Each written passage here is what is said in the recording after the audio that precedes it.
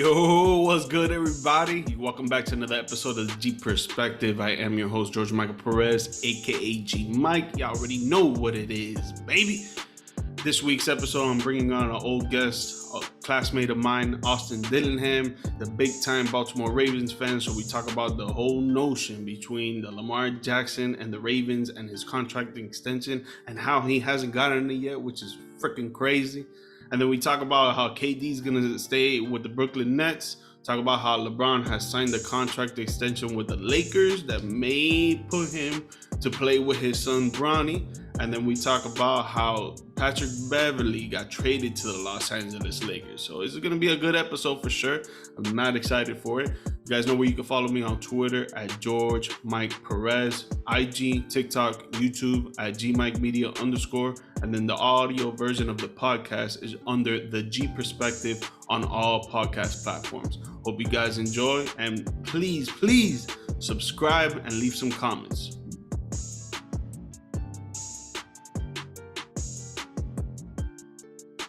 Austin, how's it going, my man?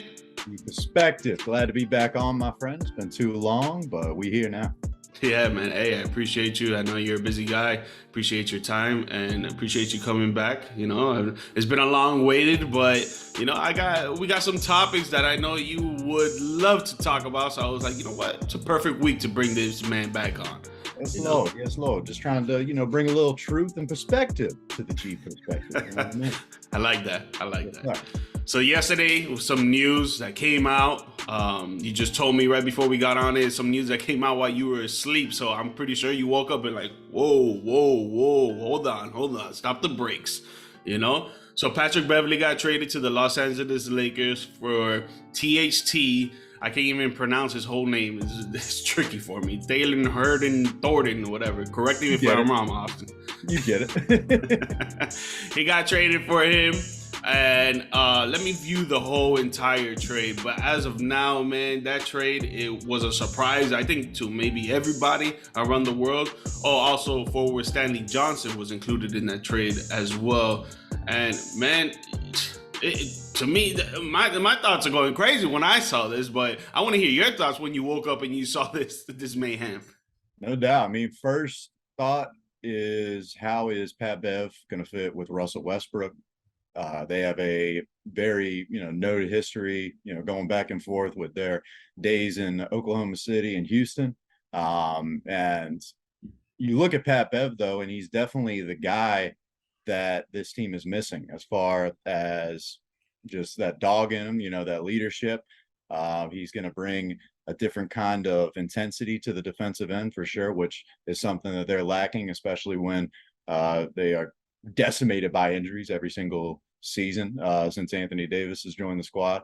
I just think that he's going to be able to definitely raise the level of their bench. I don't know if Pat Bev slots into a starter role, especially if you keep Russell Westbrook.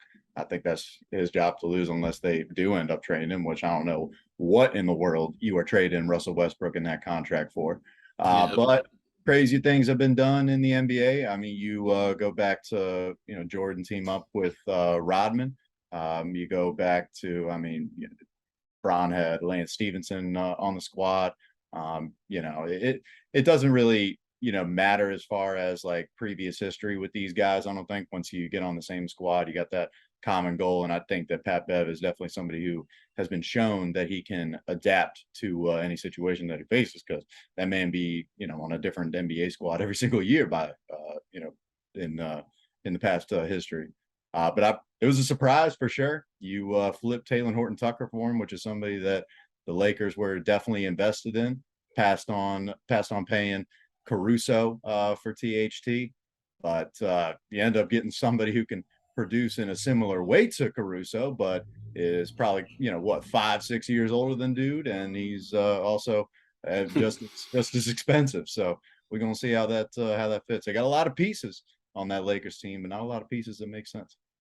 Yeah, I mean, I'll start off by saying that Beverley is going to bring that energy for sure. He's gonna come to the team and make sure that every single player that's out there on the hardwood floor at that given moment is gonna give their 110% effort. They're gonna have the confidence that is just unraveling and overwhelming to the opponent. He's gonna bring that positive mindset for players on the Lakers squad to go out there and win every single game, you know?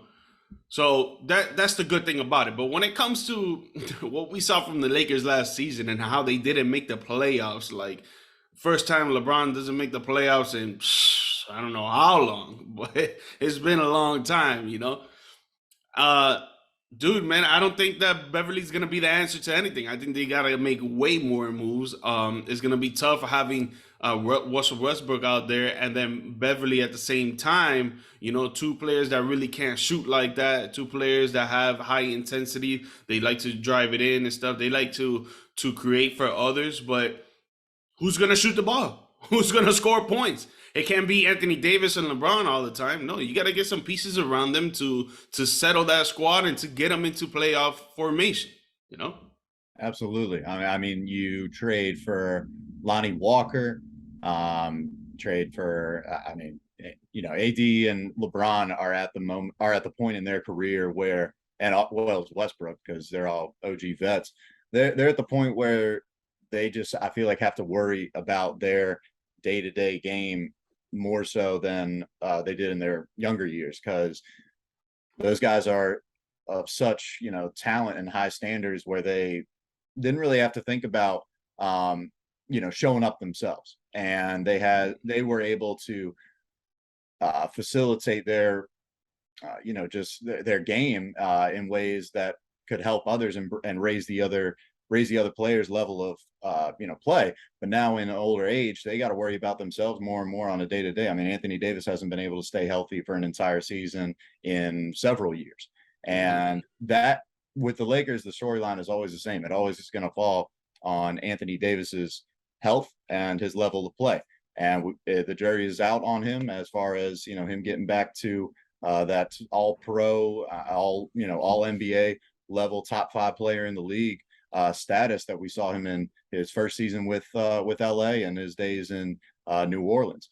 Now, I do think that there are still some moves to be made. You look at the potential buyout market. You got a guy like Eric Gordon from Houston that could potentially be in the works, but they don't have a lot of pieces to trade away as far as blue chip young caliber players that could entice a team to do business with the Lakers. And I just feel like they are, as of right now, a team that is destined for a play-in tournament, or maybe they could make a 5-6 seed run or something like that. But I do not see this Laker team as a top 5 team in a very loaded Western Conference. All those teams at the top, you talk about the Dallas Mavericks, the Phoenix Suns, the LA Clippers. They haven't beaten, I don't think, the Clippers in almost 2-3 years. And over the last 37 games, I believe, that the Lakers and Clippers have played, they've lost 32 of those 37 matchups. And so here's the thing. I go back to a conversation that I saw on Twitter. It was making the rounds again, and it was a conversation between Pat Bev and Stephen A. And Pat Bev just straight up said if he was on that Lakers team as presently constructed, which it still is as presently constructed, they would have gone to the Western Conference Finals.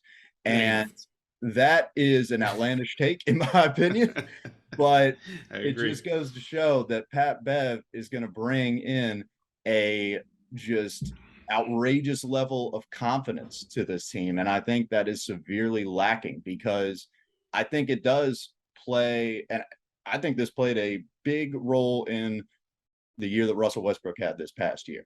I think that if you get on a team with Anthony Davis and LeBron James, that you yourself are looking inward to hold yourself to the LeBron James standard, which is making the NBA Finals every year. And I think that with guys that have never played with Bron before, and when a guy like Anthony Davis goes out, you're looked at as the next guy to step up.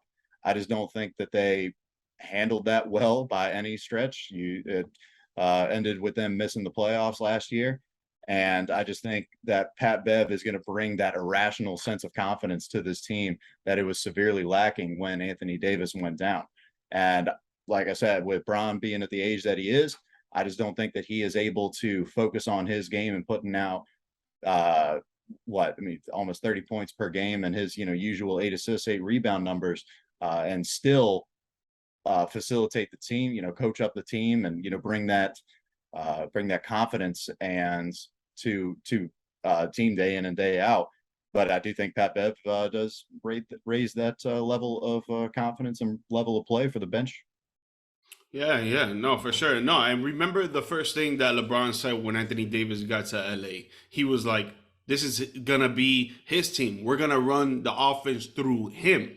Because LeBron knew he's getting older. He can't be going up into that paint, making every single layup, doing every single post move, and try to make a fadeaway, pull up from three, take a fast break down every single play. Like, he can't do that anymore like he used to back when he was 26, 27, 28 in his prime years. So Anthony Davis coming in, he's like, he's the same age when I was dominating the league and all of this. So he could do the same thing, and he's more of a stretch five than anything. So he could get more defensive plays than anything. But obviously, the offense, they wanted it to run through him. Now all the injuries came about and all this stuff, so LeBron had to take the throne for a little while Anthony Davis was out, and he still averaged 30 points per game last season. He still did his thing. But like you said, it's not going to be enough. They need some more pieces around, and especially some three-point shooters. If LeBron's going to drive in or AD's working on the post, they're working that inside the paint, and they dish it out to some players that can knock it down like it's no tomorrow. Dude, like, that's what they're going to need. They're going to need that. No doubt. And it all comes down to Anthony Davis's health. I do believe that the length of this injury will allow him to have, I think he's almost healthy. I think he's on track to start the season in the starting lineup. And this could give him that full off season that he really hasn't had since joining the Lakers, in order to get back to what Anthony Davis is capable of. And that is a top 5 player in this league, no doubt. I do love what I don't know if they traded or signed Thomas Bryant from the Washington Wizards. Yeah, he is just a stereotypical center, and I do believe that is something that this Lakers team has severely lacked in terms of paint presence, especially when Anthony Davis goes out. But when Anthony Davis is still there, Anthony Davis has been outright admitting that he does not want to play the role of the 5. He doesn't want to bang down low with all those other centers, the likes of Joel Embiid and Jokic and Giannis even. And I do believe that Thomas Bryant can alleviate some of that stress that AD would be putting on his body if he was to be banging down low.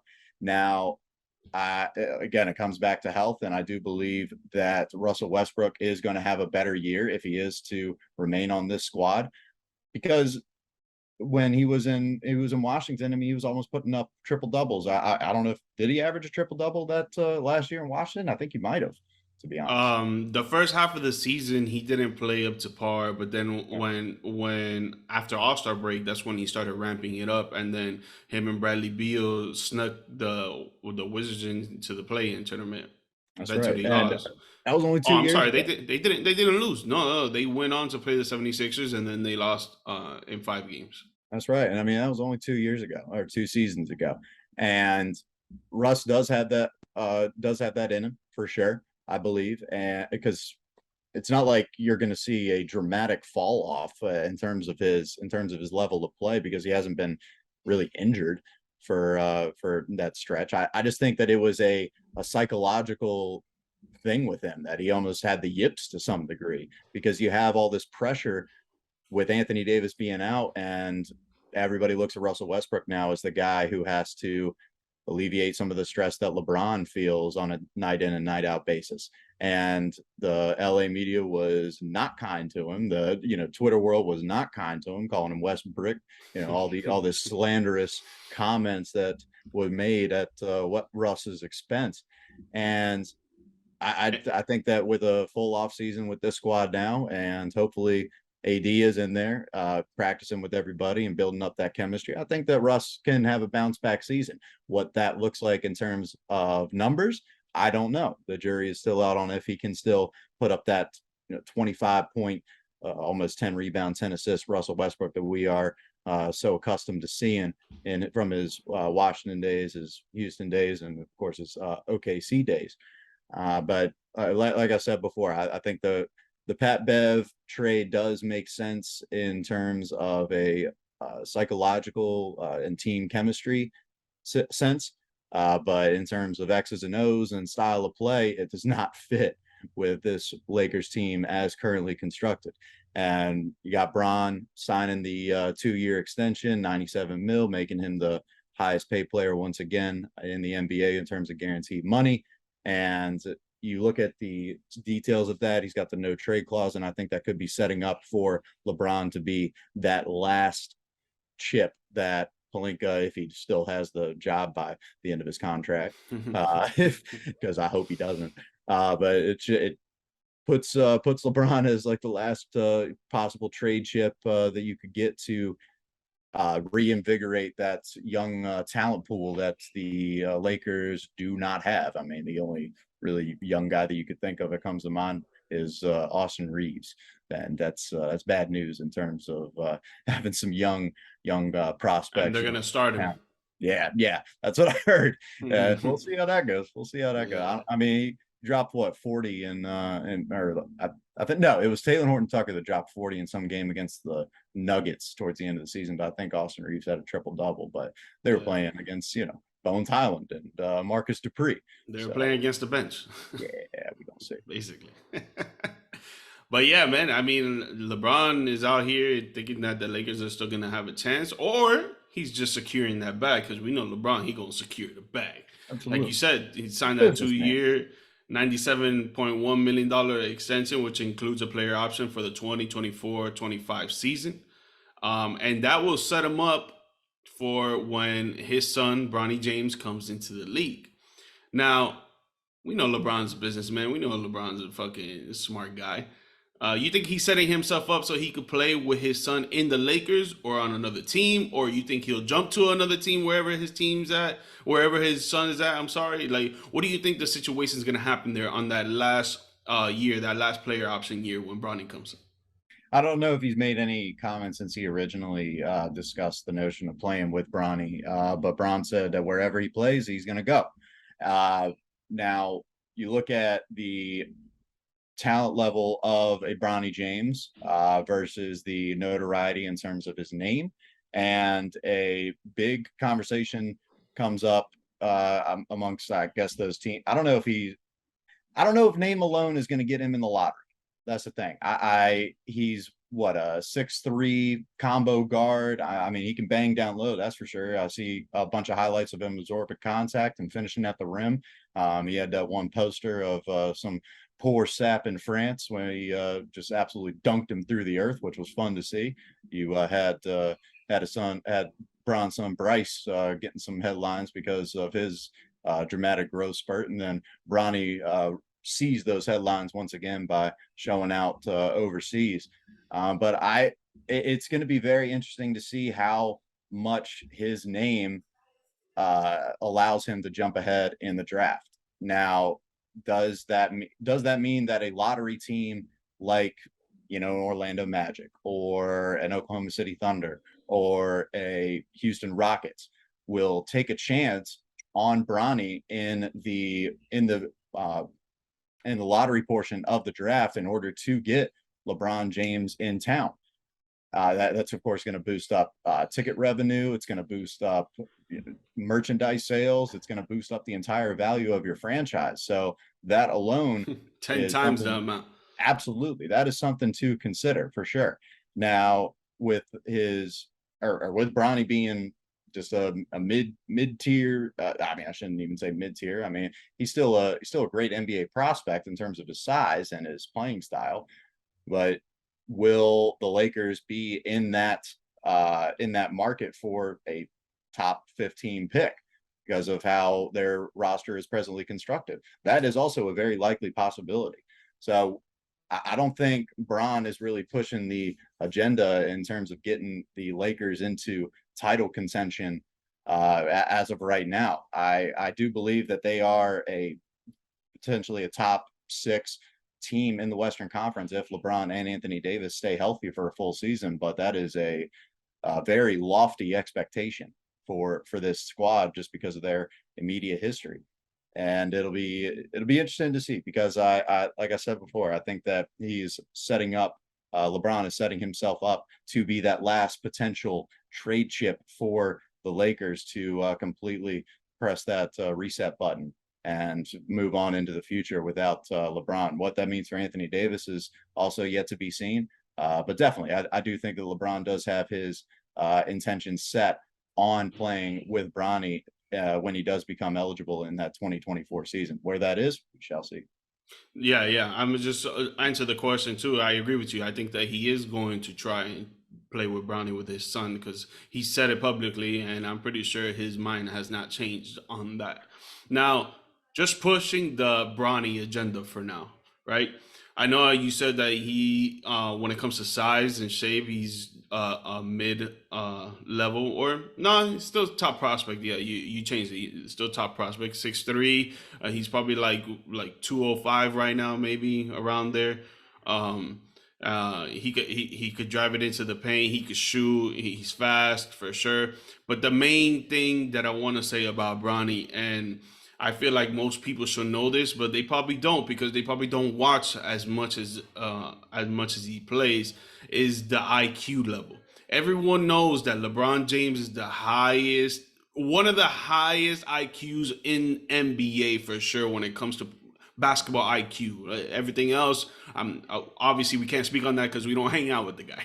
But when it comes to basketball, we know what we see on the court, and this guy has crazy vision, crazy IQ when it comes to basketball. So I think that trickles down to his son. I'm pretty sure him and his son study every day. They look at things that they want to look at. Obviously, it comes with the effort that Bronny wants to put into it, because as a father, you don't want to be like, yo, you're going to do this, you're going to do that. No, you're going to be like, no, you do what you want. And I'm sure Bronny wants to make it to the NBA and make a name for himself. So I think his IQ is going to be up there.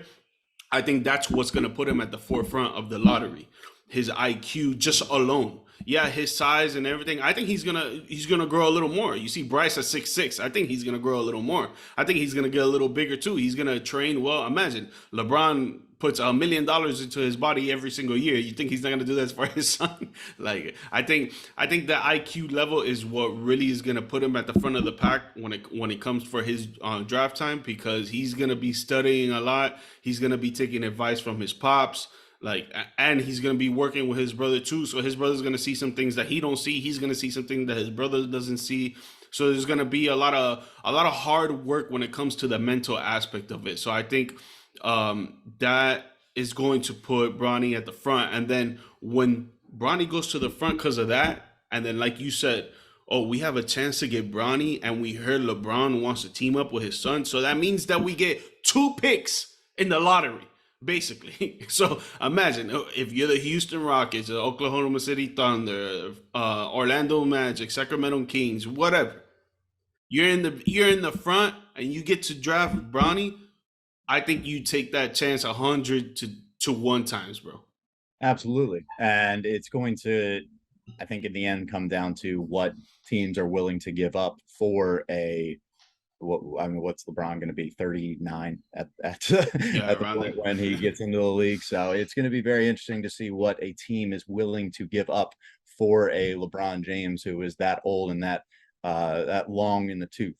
And Yeah. with Bronny having that, as you mentioned, that firsthand view of what his dad goes through on a day-to-day basis to stay as one of the most conditioned athletes of his time and For one of the 20 most years. exactly. he's got the longevity, he's got the stats to back it up that his method works. I mean, he was nearly leading the league in scoring last year at the age of 36, 37. I think that that is going to do massively for Bronny early in his career. It's already, paying dividends for him at this level of his career in the high school and AAU ball. And I think that that is going to allow him to weather the media storm that he's immediately going to face when entering the NBA, because you're going to have people asking him to live up to this standard that his dad, being the greatest player of all time, set for him. And it's gonna be interesting to see how he takes that. But I think that he is set up for success, no doubt. I think he's definitely taken some pointers from his old man in terms of his style of play and his vision, his IQ when it comes to the game of basketball. And he's gonna be an interesting watch, a fun watch. I don't know Facts. what kind of position he's going to have on court in the NBA. I mean, is he going to be a standard point guard? Because at his size currently, the 6'3", 205, that's a stereotypical point guard in today's NBA. So does he have the vision? Does he have the ability to facilitate a pro style offense in order to justify a team taking him in the top portion of the draft? We'll see. Is he a guy that is able to come off the ball and still produce at a high level? Because it looks like with all of his highlights in high school and travel ball, he does have the ball in his hand primarily. Does that answer the question if he's going to be an NBA level point guard? No, it doesn't, because of who he's playing against at this present time. So we'll see. I mean, if he's able to get on the same team as LeBron when he gets into the league, LeBron is going to be able to once again take him under his wing and show him the ropes. And it also comes down to the coaching of the team that he's drafted to, and the level of talent that the team has around him. And if you're getting drafted to one of those lottery teams in the NBA draft, it's going to be slim pickings in terms of the talent that you have to surround a Bronny James in the early portion of his career.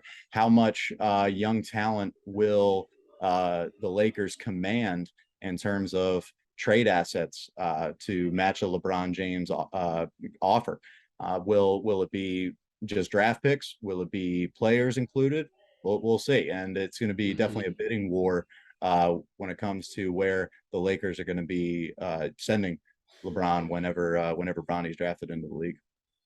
Yeah, man. It's gonna be for sure much to watch TV whenever Bronny comes into the league, and then LeBron decides what he's gonna do.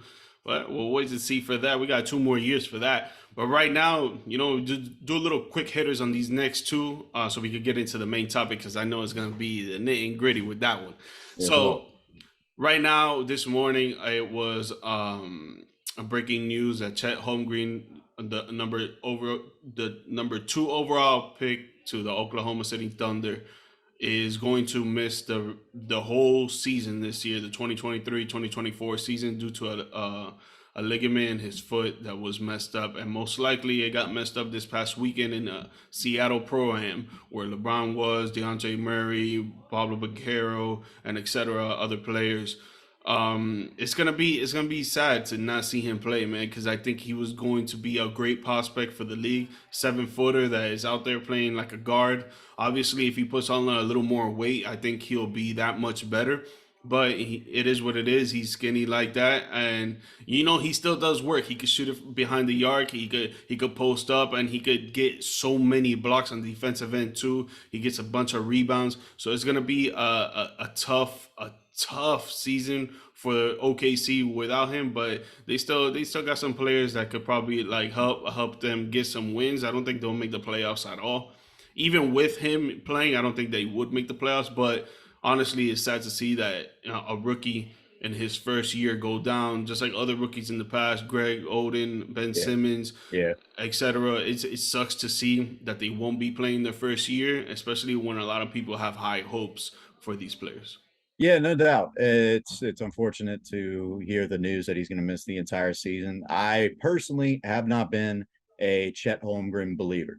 And I still feel for the guy. I still do. I was getting very excited to see him show out in the NBA and see what he could actually do.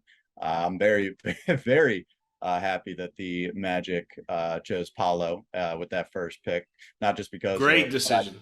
not Great because what I decision. didn't believe Chet was going to be, but I mean it's solely because what I believe Paolo Banchero can be in this league. I think that he can be a top 10 player Same. in Same. terms of his size. Rookie And of the year right there. I already oh put the yeah, bet down. no doubt, no doubt. I mean that's free money right there, baby. In terms of his size, his facilitating, his shooting, I mean he's been showing out in these pro-ams, and it's unfortunate because you got all these guys playing in these pro-am tournaments. It's the most I've seen NBA players participating in these kind of games since the lockout year in 2014. Which is interesting. I Now, think it's awesome to see actually, but yeah, no it just doubt. sucks when it comes to something like this that you get injured. Obviously, we don't know where the injury came from. We don't know that for a fact, but Yeah. all fingers point to that it was in the program. Yeah, no, you can just as easily get hurt in practice as a pro am. Exactly. I Exactly. mean, in the sport of basketball, you have to play. I mean, there's no substitute for that. There's no substitute for 5-on-5. Playing in terms of getting your conditioning up, just Hmm. seeing what it's like as a young guy to play against guys of a similar playing style as you. And it's unfortunate. And you got a lot of guys like Chet, you look at Kristaps Porzingis, who spent multiple years out due to injury, and it's going to take a lot for a 7-footer to rehab that kind of injury. We'll see. And with the point that you made, if he is to add a little bit of weight to his body to absorb the kind of contact that he's going to face in the NBA, it would be beneficial to him. But what does that mean in terms of his injury rehab and putting on some more weight to hold up in a 82 game season? Does that stun his rehab? Does it make the Lisfranc injury heal in not as strong of a way as would if he was to stay at what probably 180 170 playing weight that he's at currently? So we'll see what the future holds for old Chet, but hopefully he's able to make it back and be a player in this league, because that'll be fun to watch. Yeah, hopefully. So this next one, I'm gonna just run through it quick so we could get to the main topics. I really talk about that. But Kevin Durant will be remaining with the Brooklyn Nets. Not a huge surprise with the fact that the Nets are asking for a whole body, 2 arms, legs, and another 3 heads on one guy for Kevin Durant. And if you don't understand that, they're asking for way too much for Kevin Durant. But obviously, he's the type of player that you want to ask for that. And then other teams that are looking to acquire him are not going to give up their superstar talent because they're like, oh, he's an injury risk. He's like 34 years old, 32, 33 years old already. Like, yeah, he's one of the greatest players in the league right now, but they're not gonna do it. They're not gonna pull the trigger. So he will remain with the Nets with Kyrie Irving and Steve Nash still as of now. Well, where did this all get us? We're right back to square one. And you Yep. talk about him being an injury risk. The man's also a flight risk. You don't know if he's going to show up. It doesn't. These guys in the NBA, like, I'm going to sound like an old man here, but they want player empowerment and this. But like, you still got to show up to work, bro. Like, I get why KD is frustrated with Kyrie, because like if only there was something that Kyrie could do to fix his situation. Let's play the fucking game of basketball. That's to like do what you're being paid to do. It doesn't like make any sense why these guys are asking for so much empowerment with their situations and their contracts and everything, and then they're not willing to back it up once they receive it. Like Yep. it's just a saying, like, unless you're an undefeated team with 5 all NBA players playing in your starting lineup, it's like nobody's happy in their current situation. It's the same thing with James Harden. Like he's now on the Sixers, but he got his way out of Brooklyn, he got his way out of Houston, and where are we at with Philly? We don't know. He didn't produce in the playoffs. The Miami Heat exposed him. Was it an injury? We don't know.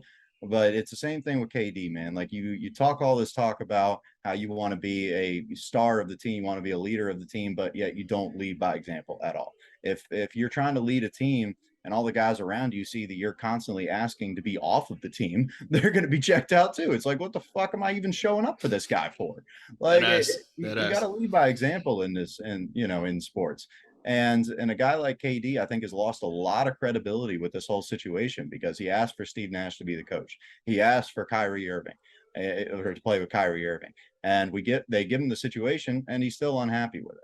And it's going to be very interesting to see if this Nets team is still as presently constructed going into the season, because I still think that there are a lot of unanswered questions when it comes to what Kyrie and Kevin Durant are even thinking in this present moment. Yeah, no, facts, facts. But now we're coming down to the last few minutes here, real quick, man, because I just want to hear what you got to say. I'm not going to even comment on it, but basically, Lamar Jackson has not gotten a contract extension from the Baltimore Ravens, and he is still showing up to training camp. He's still showing up to the preseason games. He has not played in a preseason game, though. Austin, you think that he will receive this extension before the season starts? And if he does, should he continue to be as loyal as he is, or you think he should try to make a move for himself? And if he wants to go to a different team, he'd go and do it. All right, listen. Of course, my takes on this topic are going to come off as biased because I am a Baltimore Ravens flock gang fan through and through. I want Lamar Jackson to stay in Baltimore. It goes without saying. Every single Baltimore Ravens fan wants Lamar Jackson to stay in Baltimore because he is the truth. He is one of the best quarterbacks in the NFL. He has the chance to be the best quarterback in the NFL. With the team as presently constructed, I believe that it is set up for Lamar Jackson's success. He has the same type of team as presently constructed around him that he won a unanimous MVP with. So I think that he wants to stay in Baltimore. I really do. He has commented multiple times to the media saying that he wants to stay in Baltimore. He wants to get a deal done. He's negotiating the contract himself, though. And I think that is what a lot of mainstream media is failing to acknowledge in this situation. He's trying to get the best deal for himself. The Deshaun Watson deal, that's a whole nother situation. He does not deserve it. We don't have time for that. We don't have time. Put him in prison for whatever. Put him in prison for the deal. Put him in prison for what he did. It threw a wrench into the Ravens' plans for sure. I think that Lamar would have been completely comfortable with getting paid a Kyler Murray type deal with the amount of guaranteed money that he has. But when that Deshaun Watson deal came through and it said $230 million guaranteed, it threw a wrench into the Ravens' plans. I believe that Lamar is probably asking for like $250 million, something like that. So I think that the Ravens do not have the resources in this for this season to pay a guaranteed salary that Lamar Jackson is asking for. He's still getting paid $23 million though this year. So I think that he is perfectly willing to take that that $23 million to the bank this year and play on. I don't think that he is pressed to get this new deal done before the season starts. I think that he is perfectly confident in his playing style and the team that he has around him to understand that that success is right there for, like, you can have a great season this year and command the amount of money that you're asking for next offseason. I believe that he has said earlier this year when training camp got started that he doesn't feel that he's deserving of a contract extension because he hasn't done what he has set out to do with the Baltimore Ravens, and that is win a Super Bowl. The owner of the Ravens, the general manager of the Ravens, Eric DeCosta, have been, and Coach Harbaugh, of course, have been outright and forthright in admitting that Lamar wants to stay. They want Lamar to stay. They can envision Lamar winning multiple Super Bowls with this franchise, and I think that is all still on the table. I think that, once again, the mainstream media is failing to acknowledge the fact that he is negotiating this contract for himself. I think that he sees the massive flaw that comes with having an agent in this day and age and with professional athletes, and they see it as those guys are working for the man. They don't want them to receive the type of benefits that they are worth in their own eyes. And credit to old school mentality, bro.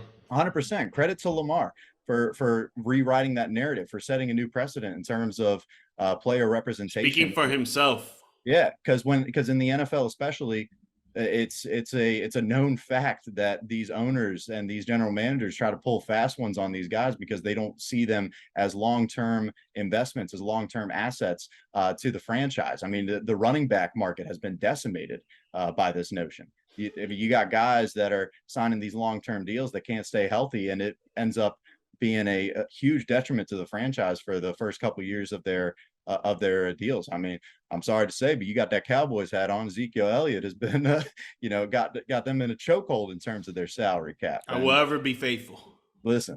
Hey, I respect that 100%. I was there, on the front lines when my Ravens were 5-11 and losing 6 straight this past season and that year in 2015. But I think, like Aaron Rodgers said in his contract situation with the Green Bay Packers, RELAX, relax. It's all going to be fine. If Lamar doesn't get an extension immediately, he's going to play out this season, and we will reassess the market coming into next offseason. I'm not worried. No, you shouldn't be. I think he's going to play. I think they are going to give him the extension soon. I feel like in the next week or so.